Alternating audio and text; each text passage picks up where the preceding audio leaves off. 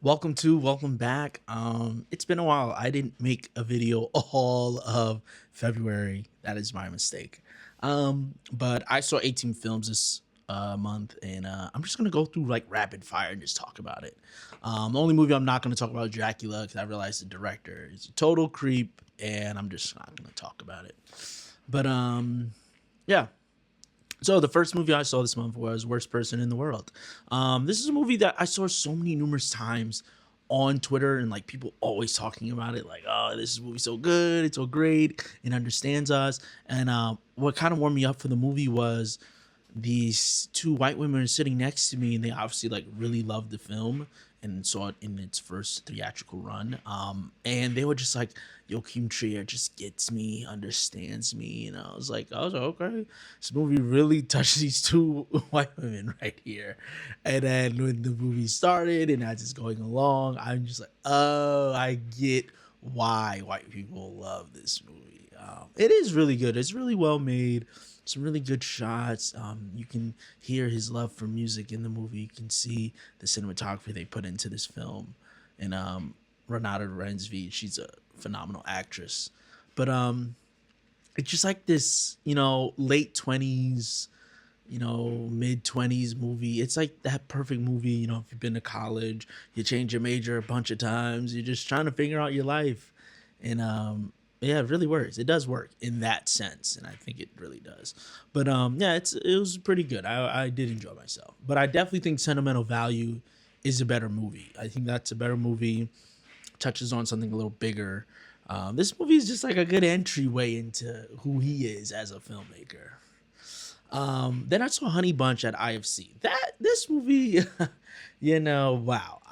I don't know what to say other than this poster says it all. There's 5 versions of him holding up his lover.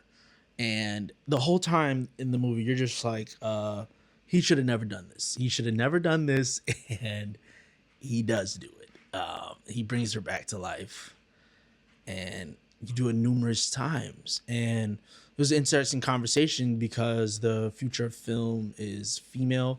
Did a little talk after the movie at IFC, and some people saw it as this is always an act of love. And then it's like, no, this is an act of control, right? She died. And if she died, she had no consent in, being cloned multiple times. So all those multiple times of him bringing her back is just like, this is not working for me. And in the end, I actually wanted her to off him when she had him in the water and he's like, I'll drown for you. I thought, yeah, drown this guy. I don't trust him. And I know he's doing it out of quote unquote love, but there's no consent in it. So, I wasn't with that. Then went to Metrograph, saw Alfred Hitchcock's Rear Window. This was really good. At first, I was kind of like, it was just like a popcorn movie, but then when the movie gets intense, it gets intense. Especially the scene where the neighbor finally comes to his apartment and the lighting is just a bunch of shadows, and he walks into it and the light is just on his face. That's when I was like, okay, that's when a popcorn movie, it keeps you, it's fun, a little danger, but then when it turns up, and I'll give that movie that. I think that really worked for it. Other than that, that was my first time watching it, and shout out to the Metrograph, of course. Iron Lung, man. I first of all, going to this movie, I had no idea who Markiplier was. It was until after I never heard of this game. I didn't realize it was based on a game. So just going in as, oh, this is playing at Alamo, let me check it out. Yeah, this movie, I did not enjoy it. It was really boring. This girl next to me, we actually both fell asleep. We're two strangers watching the movie, we both fell asleep. And then when it ended, she was like, this was like being on the phone with customer service for 2 hours. Yeah, the movie went on way too long. And he kept just like, and I don't know what kind of actor he is, but he just kept being like, fuck. And it was just like, sometimes he was mumbling. It was like, I can't really hear you. I don't know. But I know he self-funded this, self-released. This is big respect. This movie is, I think it has good production value. That is all there. Cinematography is interesting. The setting is interesting, but then the movie just doesn't go anywhere, and it ends really weird too. Yeah, I did not like this at all. Voice of Hind, Rajab. This movie, I really wish I made a whole video on this. This movie made me feel helpless. Just, the Red Crescent, their emergency vehicles and emergency services within Palestine and Gaza, and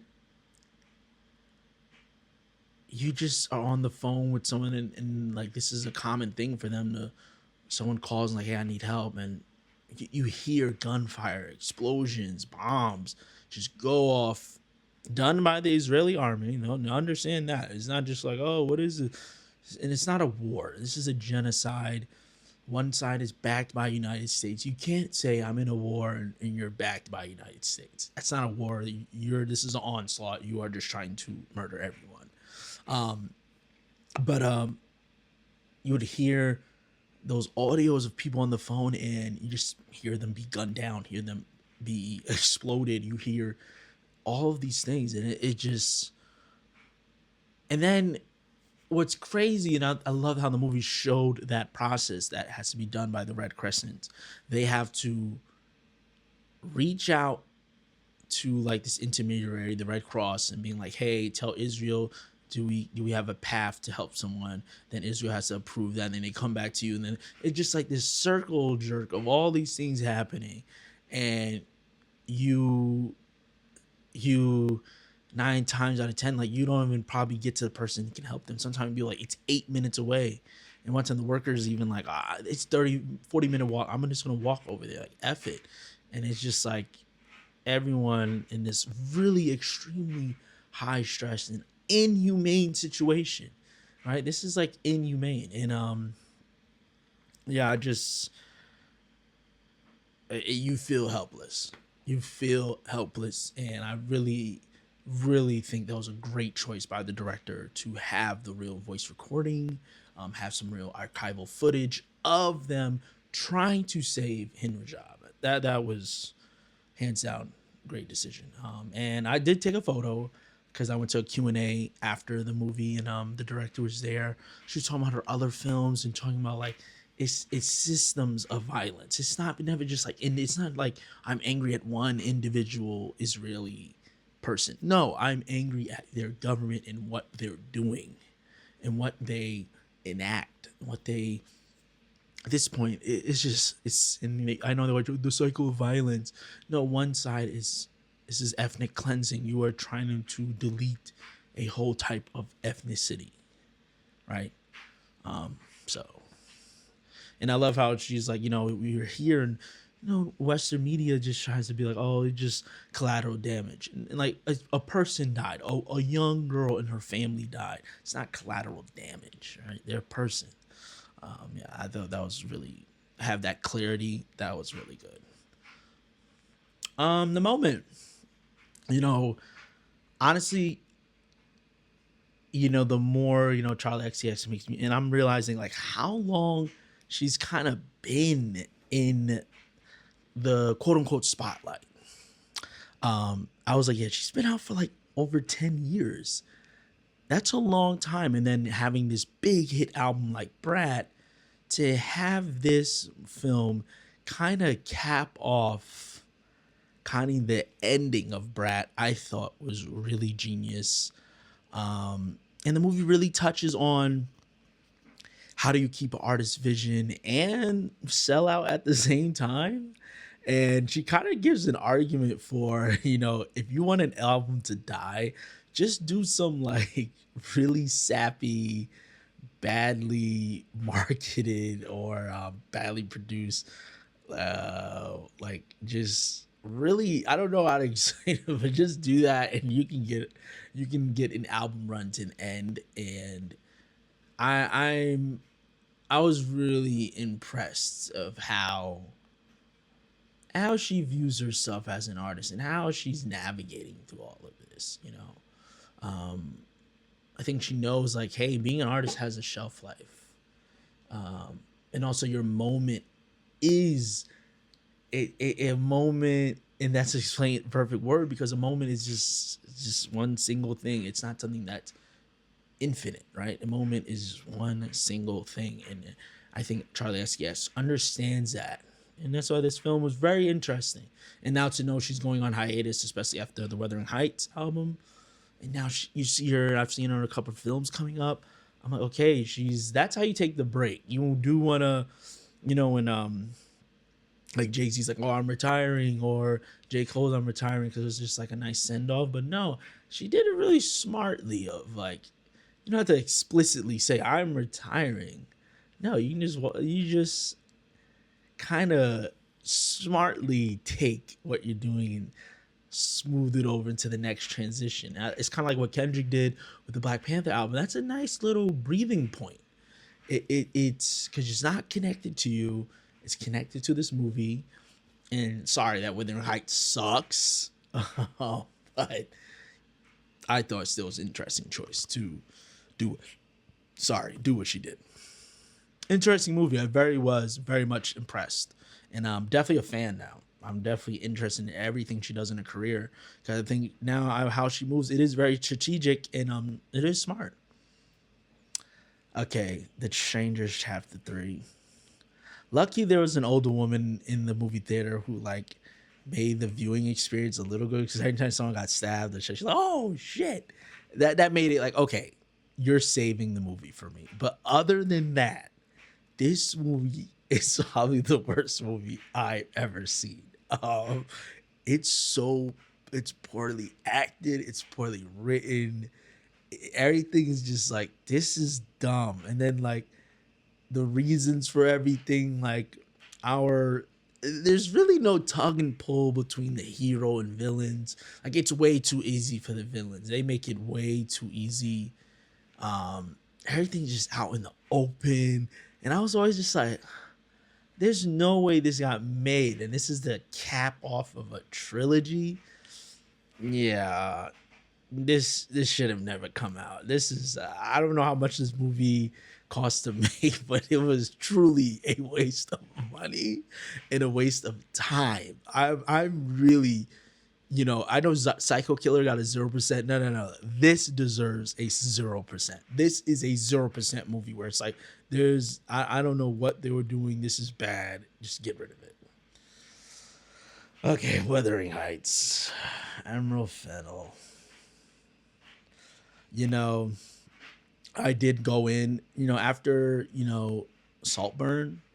Saltburn's okay compared to this. Saltburn's okay. And it's like, oh, yeah, okay.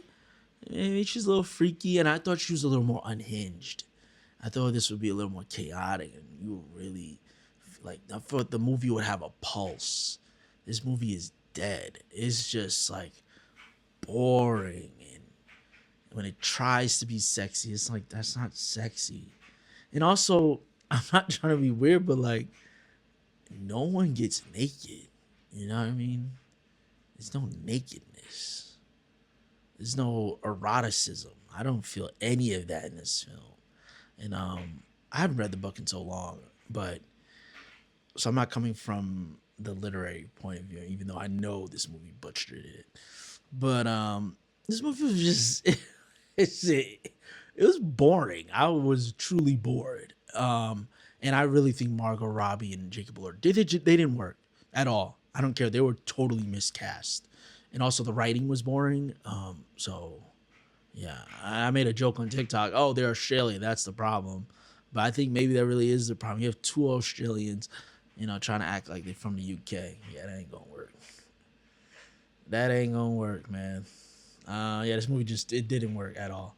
It's kind of sad. But Pillion, literally, I saw Wuthering Heights Thursday night, and then I saw Pillion Friday morning.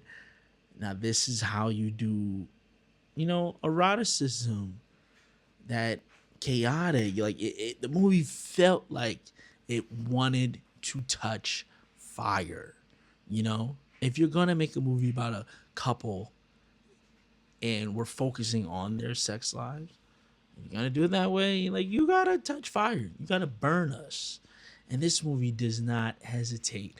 And I love, the first meeting between these two is in an alleyway, and he just takes out his penis and it's like, give me head. It's a wild scene, but it's just like, and there's a shot, just close up on his crotch, and he just takes it out. Very in your face, and it's like, okay, all right. And then how he treats Harry Melling is so. What's that Jill Scott thing? If you can tell me what to do, you can tell me what to do. He is telling him what to do the whole time. He's sleeping on the floor. He can't sit at the couch. He's cooking all the meals for him. It's the meaning of like this one-sided dom relationship. But I love how throughout the movie, because Harry Melling is very green. He's obviously someone that hasn't been that intimate with men, and like his parents are accepting of him that he's gay, but he also never really been in a relationship and got to understand what he likes. And I love how like he kind of gets a crash course from Alexander Skarsgård. Like, okay, let's find out what you like. So he's like, Alexander Skarsgård is someone that is fully realized what he likes, and I don't know, it's just a lot. And I love the scene where he meets the parents and the mother's just like, what's up with you? What's up with you? Like, you're a real cunt, that right? She gets really, because she's like, hey, that's my little sweet boy. And he's like, hey, I like this. And as the movie goes on, we see like he doesn't like all of it, and it's like when he meets another guy and he's like, hey, I need kissing. Like, you can't just not kiss me. And he's like, I don't want to talk about it. Like, he doesn't really want to talk about it because he's just kind of glad he has one. But in the end, I feel like this was just like the stepping stone in him learning himself, Harry Melling's character. It really did work. And I was like, okay, now that's how you do like a couple movie. This just felt like the writer knew what he was doing. It just felt that more that way. And the movie is very provocative, and you feel that the whole time. Like, there's some crazy. First of all, the cock ring on Alexander Skarsgård's character is humongous, and I was just kind of like, how the hell did that work? Like, getting a cock ring, I'm good, bro. That's crazy.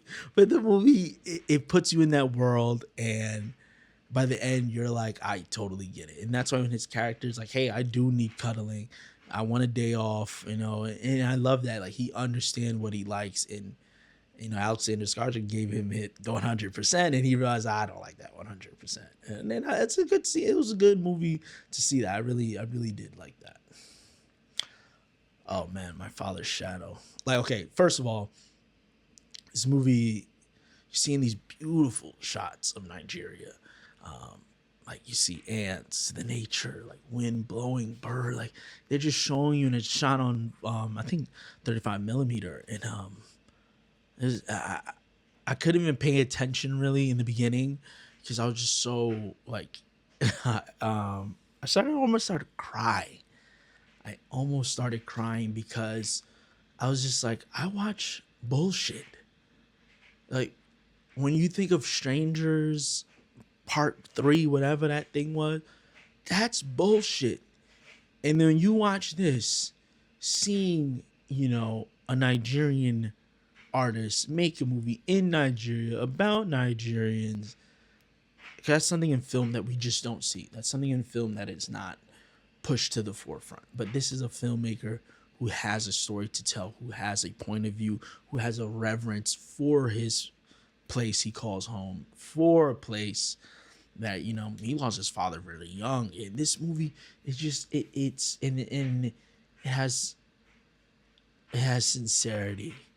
I think that's the biggest thing to understand when a film is good, when a film is touching at your heart, when you're laughing, you're following along these two boys with their father.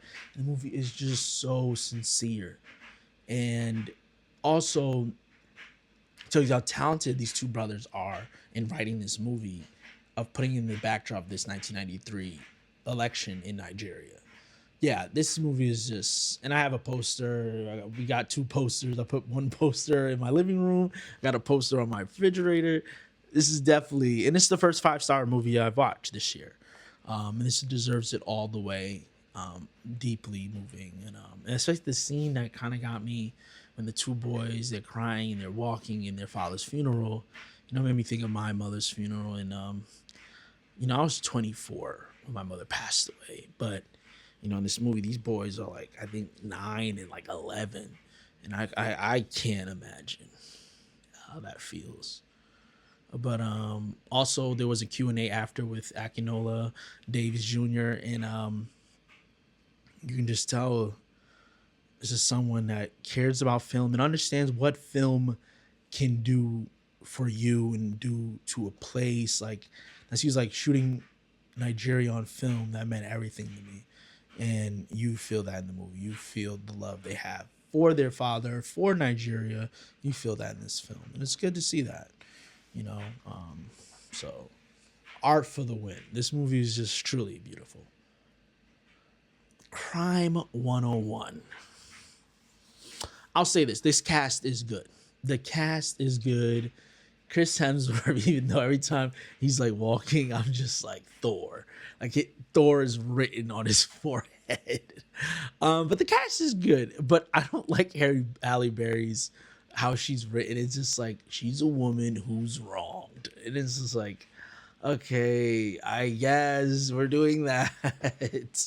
But as the movie moves along, I was like, all right, this is mid. And I know people don't like hearing, like, mid is just, I see mid as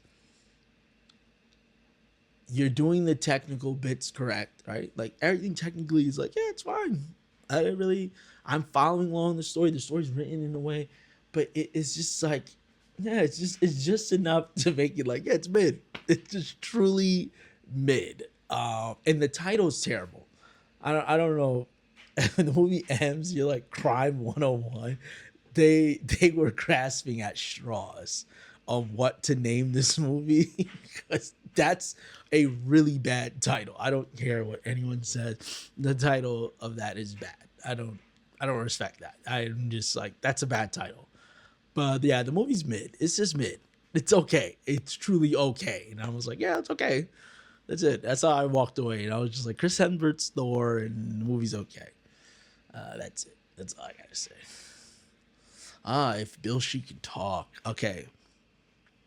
So I remember my dad, where he worked, there was someone on his job who was an Academy, voter. So he would always get all the DVDs of all the best pictures, everything nominated. He gets all the DVDs. We would watch them, and I remember Moonlight I watched by myself. So I first learned about Barry Jenkins, and I was like, oh my god, like, whoa, this is a filmmaker. Like, really, really, really amazing film in Moonlight. And like, same feeling I had when I watched My Father's Shadow I had when I first watched Moonlight. It was just like, whoa, I've never seen a movie that's focused on, black queer men coming of age story. I've never seen that, just period. That's not something that is in my film library. And this movie was sincere. And then for him to take If Bill She Can Talk, it makes even more, like, especially when he has the scenes where the character just looks at camera and is bearing their soul. And I think he's really good at that. And also, you could tell he's coming off the Best Picture nomination, because the cast in this movie is insane. There is no weak actor. I mean, maybe Dave Franco, but he's still a name. Maybe Dave Franco's the weakest actor, but there's still names all over this movie. You can tell, like, I bet when this script was going around, everyone's like, oh, yeah, so whatever. If he's making another one, do it, because he's extremely talented at this storytelling. And I think this movie really is good. But I remember when this movie came out, I didn't see it, but my mom did, and she was like, yeah, it was really good. It's just really sad.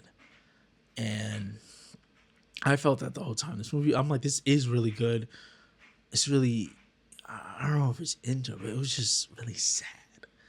And that's a reality of, losing a partner to the criminal system. Not criminal, but jail system. And to see that young boy, see his father's in prison. That was hard.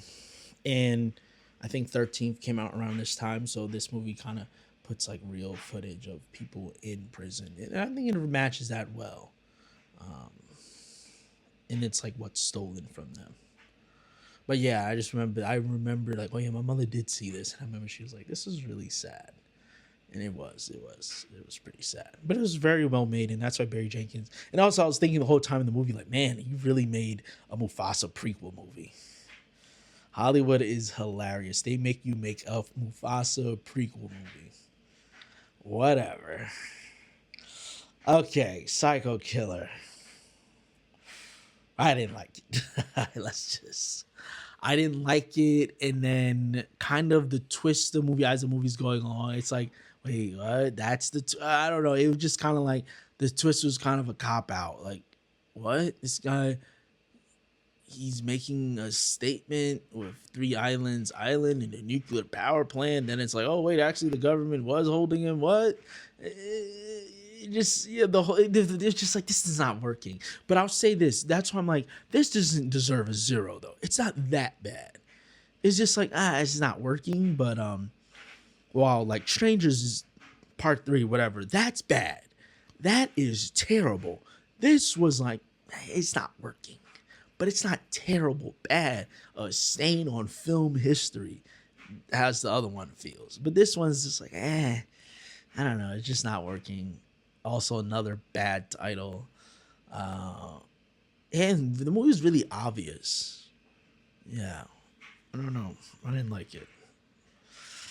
Okay. Nirvana, the band, the show, the movie. These guys, they're really, really stupid. They're really fun. And how they had to film this, that's what makes it fun. Because sometimes you're like, how the hell did they do that? And then to do this, we went back in 2008. Now that's funny. That is really funny. And yeah, just go watch this. Go watch it. It's funny. You just have to go with the premise of they're Nirvana the band, and they're trying to get booked at the Rivoli in Toronto. Also, another Canadian shout out. Also, Honey Bunch was Canadian too. This is another Canadian film. Shout out to Canada, because I spent 6 months in Vancouver, and I spent like a month in Sarnia, Ontario. Then I spent like a week or two in I forgot what part. It's like north of Toronto. But I spent a lot of time in Canada, a lot. So I'm always in love with Canadian film and watching it. And I'm like, yo, Canada's interesting. Canada is interesting. I'm not just gonna always crap on them. But yeah, this movie was really funny, and I'm glad I saw it. It was kind of like, wow, I needed that. I was really creative and like really funny, and there was so many, like, the jokes are just, they stack on each other. And then the more the jokes go down the rabbit hole, it's like, man, they're really just trying to get booked for the show.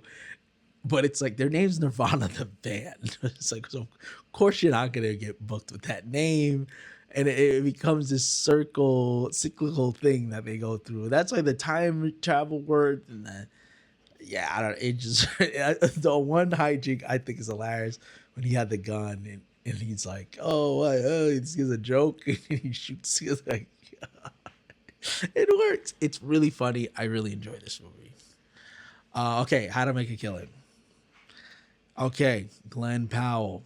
This one was it. This one, I like this movie actually a lot. I like it a lot.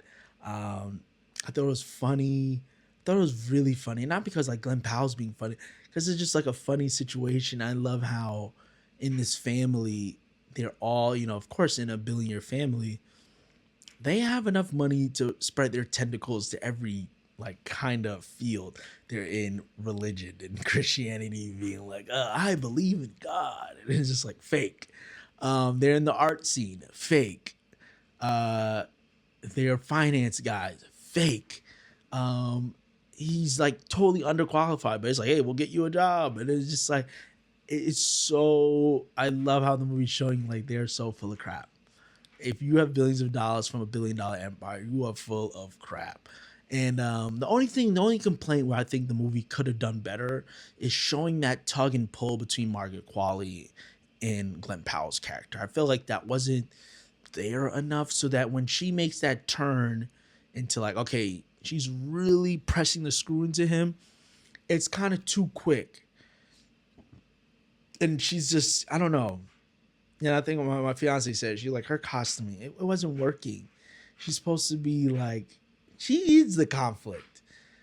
Even though he's doing all like he can get caught, the FBI's not really. They're just, they should have made her at least a little more of an adversary, and I think that would have worked a lot better. Because it kind of happens too quick when she makes her turn. But all the scenes with Glenn Powell when he's like going after it, it's funny, it's good. I think the movie's having a lot of fun, and there's a scene in this when he actually gets upset, and I just keep remembering from Running Man, they kept saying like he's an angry guy, but in this, his anger when he does it, you feel it a lot more because it's in a better written movie, and it's just like, okay, that's good, this is working, and he's working in this, and I think this movie only cost like $15 million to make. I love that. It's just like a lower mid-budget movie, and he really works in this. So yeah, I think How to Make a Killing. Go on. I'm like highly recommend this movie. You want to watch a fun movie in the theater? It's funny, has some like kind of dark humor to it, and you're rooting for Glenn Powell. But that's where the only thing that kills me back from like 5 stars is Margaret Qualley's character and how she's written, because then it's kind of like how it ends. You're kind of like, oh, that didn't really work, but it's good. I did have a lot of fun with this. Okay, good luck, have fun, don't die. Yes, this movie is just yes. This movie's fun. Sam Rockwell's he's hilarious. He was the perfect guy. Like, hey, we need a crazy guy from the future. He's just acting crazy. It's like, yes, Sam Rockwell got it. He understood this. I mean, I think the cast in this was really good. Everyone is pretty much feeling like this is kind of a jokey thing, kind of serious. Haley Lou Richardson, she's really good. I'm starting to really like her. Really got put onto her after White Lotus season 2. I'm really starting to like her as a performer. So seeing her in this movie, really fun, really good. But I think this movie was really well written, and the thing about assessing this time with this whole AI. Oh my god. I never want to hear about AI again. It's bad. This is worse than NFTs and like Bitcoin, because like every company's just shelling out money to this. And I'm still like, how do they make money though? What value does AI actually have? I don't know. But this movie is the perfect. If this like, hey, what's the 2020s movies that was like anti-AI? Go watch Good Luck, Have Fun, Don't Die. That's a good one. This is really good. Fun time at the movie theaters. I think you should go see it, especially if you're like, hey, I'm kind of anti-AI. Yeah, go watch this. And then Dreams. Jessica Chastain, Isaac Hernandez. There's nothing like a rich white woman telling a Mexican immigrant speak English. That is so just like disrespectful, and like she just lusts after him. But then there's scenes where like she misses him, and I don't know. Like I was like, does she love him? But the thing she does is like, nah, she doesn't. She just wants to hide him. Wants to hide him in Mexico because she truly never gonna be with the guy. Yeah, Jessica Chastain. This was tough. This is a tough watch, but also, yeah, it was just tough the whole time because you're just like, wow, what a nasty woman, nasty business of. She knows they will never accept this relationship they got going ever. and Fernando is just caught up in the middle of this. And fun thing to learn because there were some scenes. I was like, man, this guy can really dance. Is he really? And then you look at her, he really was a ballerina for the San Francisco Ballet. And me and my fiance, we love because she's from San Francisco, so we just loved how much this was shot in San Francisco, and kind of showed the beauty of the city. Well, at least where people are rich. But anyways, it's still a beautiful city, beautiful movie, but really messed up. Yeah, the whole time you're just like, yeah, this is kind of messed up. But yeah, that was all the movies I saw in February. I'm really just yapping. March, I will be a lot better. I'm just gonna. I did move my desk. All this, things were moving around. Really wasn't paying attention. But now I'm like, all right, we're back at it. Stay strong. We're at 33 out of 150, so I'm definitely gonna reach that 150 films by the end of the year. I don't think I can miss that. But I'm excited. Thanks if you watched this, and see you guys next time. Peace.